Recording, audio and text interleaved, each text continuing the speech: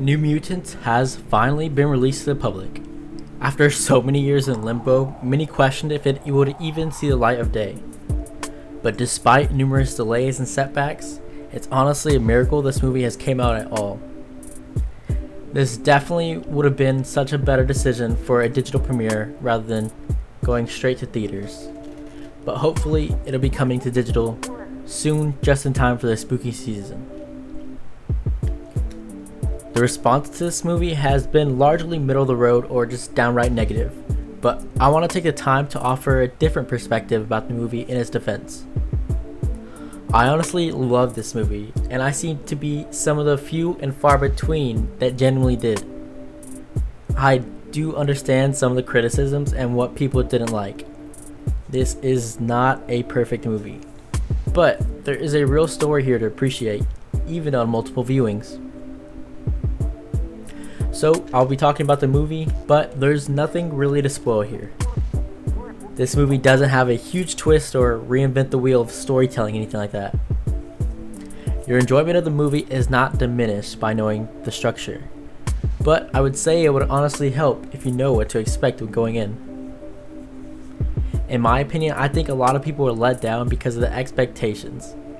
Being that this is a major studio comic book movie, there's a certain level of expectation and spectacle associated with superhero movies today, almost as a genre of itself. But this is not a quote-unquote superhero movie. There are no heroes in cool costumes saving anyone on big action set pieces.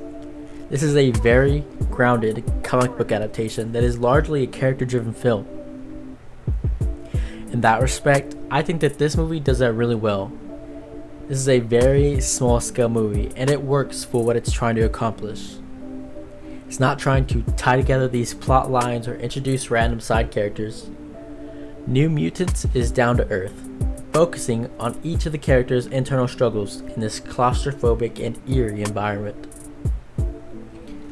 This movie is like a late 90s counterculture VHS you would watch on your fuzzy tube TV.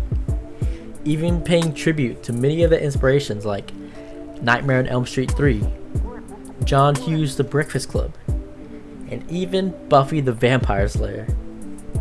In my opinion, the movie does really well at combining these elements together into a solid narrative. A movie that is very self-aware of what it is and what it's doing. A character-driven story that just so happens to revolve around the fact that these are mutants with frightening abilities. Director Josh Boone is very passionate, and he takes the New Mutants very seriously, as he was a big comic book fan himself. So he really cares about these characters and wanted to do them justice by bringing them to life from the page. He previously directed the Fault in Our Stars adaptation, so Boone is no stranger to heavy grounded topics, fleshing out really emotional characters and giving them real motivations. Now, I am not familiar with any of the comic source material, so I can't say how accurate a depiction these characters are, but they really don't even feel like comic book characters. For B mutants, ironically enough, these characters feel very real and human. This film is a character study through and through, featuring only on these 6 actors, and each of the cast nails their respective roles, bringing a lot of life and humanity to these mutants. That's what I really want to talk about here. The diverse cast of characters and how well they portray their roles. And this is the best thing going for this movie. These characters, as a largely character-driven film. The cast largely features the females up front holding it down, while the male characters take on more supportive roles. This movie is very self-aware, blending all these elements of horror and coming-of-age films, so these characters really fall into these typical archetypes that are often seen in late 20th century movies, making for a really well-rounded, dynamic group. So I'll start at the top of the mutants and work my way through to all of them. Sam Guthrie is a very humble working class guy from Kentucky. His mutant ability is a danger to those around him as he charges up with thermal kinetic energy and blasts off without any control. A real horrifying ability to have that is potentially harmful to anyone around him, leaving him to feel as if he belongs in this institution. He is seen here with a bruised face and hurt arm because he harms himself dealing with this mutant power. Sam struggles with real guilt from the accident he caused in the coal mines, the incident that led him to be in this institution. When he confides in others about the situation, he talks about how he felt so claustrophobic and couldn't even breathe. Then it just happened. This is telling of the anxiety that the character felt not only physically, but life in general. He talks about how he didn't have a choice but to work in the coal mines, taking on a life path that he had no option but to help his family. I wasn't expecting much of this character going in, but Charlie Heaton does really well understanding the character and giving an earnest portrayal that I came around to really admiring. Next character is Roberto da Costa as Sunspot, a wealthy Brazilian who harnesses solar energy, transforming into a condensed supernova. The way this character is portrayed here is the archetype douchey kid born with a silver spoon in his mouth. I know a lot of people wanted more from Sunspot, but I think he fits well in the group dynamic. What's funny about this character is that he is a very handsome guy, and that fact plays on his mutant nature. He cannot really even get too close or intimate with a girl because when he gets too excited, he becomes scolding hot to the touch. Really digging into the fear of this character, not wanting to touch others in fear of burning them. A truly horrifying reality of what it would be like living with these kind of mutant abilities.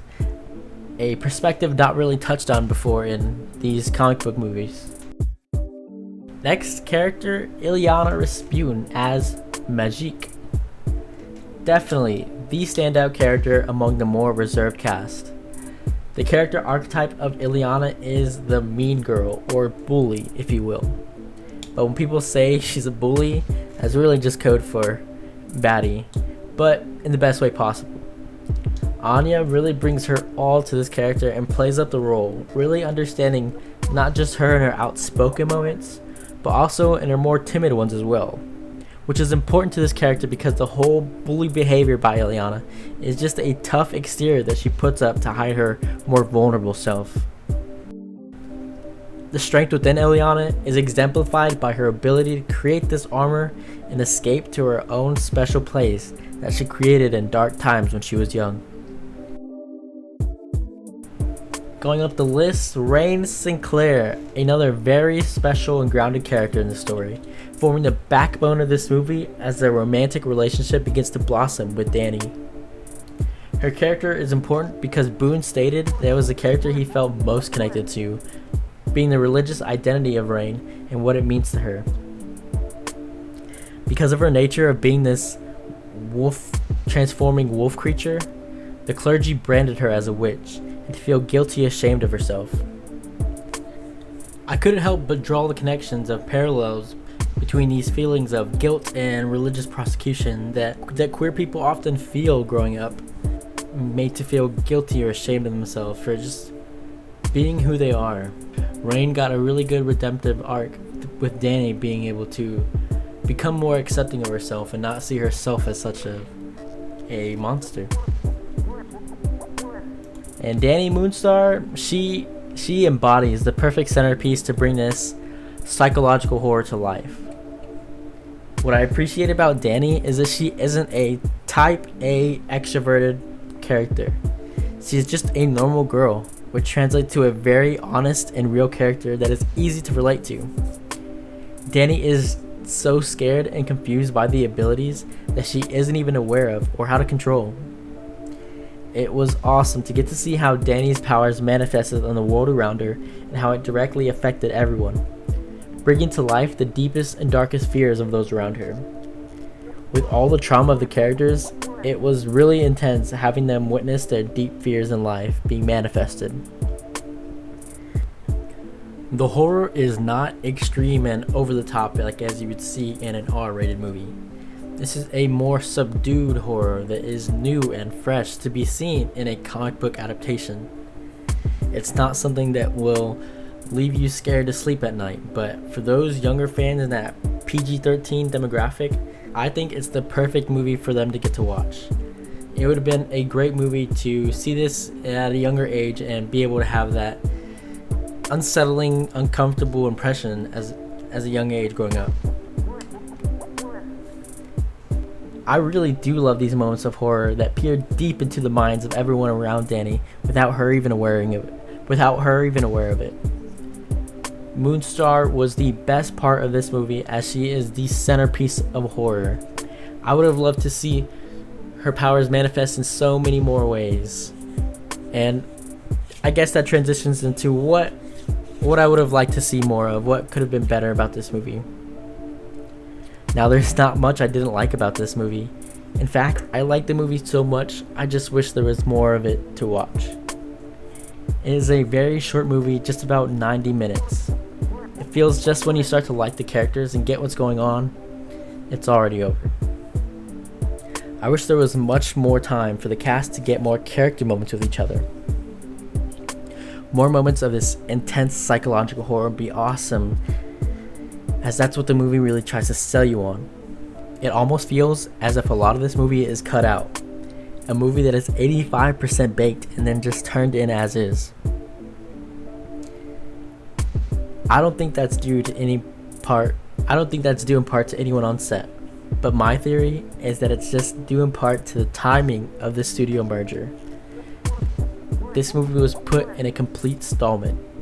Reshoots and pickups are a very common thing to happen in a production, but due to the merger, they were not able to go back in and do the necessary work to film the last 15% filler that this movie needed.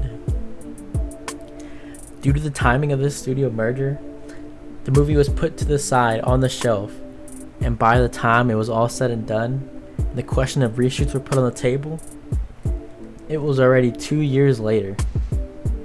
So it often feels throughout this movie that a lot of it is on the cutting room floor, but I think that this just might be all there is. It seems that they are really trying to work with what they got, and you can really feel it. Having me longing for an extra half hour in a director's cut of some sort. But I don't think that exists because they can't show what they didn't even get to film. Now, the whole film is really promising. I just wish it fulfilled more on the potential of the cast the characters had together. In the end, the characters pack up and head onward to explore the world together, which hurts the most, because I would love to see what sequel they have planned in mind, but it's hard to imagine now that the studio's in different hands. It's really the most unfortunate part, because the whole cast of characters work really well together. I can cross my fingers and hope that there are some sort of plans, the continuation for New Mutants. I don't even care so much for shared universe. I think that this movie stands well on its own and doesn't need a larger connected universe. I know Josh Boone is very impassioned director with a grand vision of what the New Mutants adaptation could be, and I would love to see him follow up with the same cast.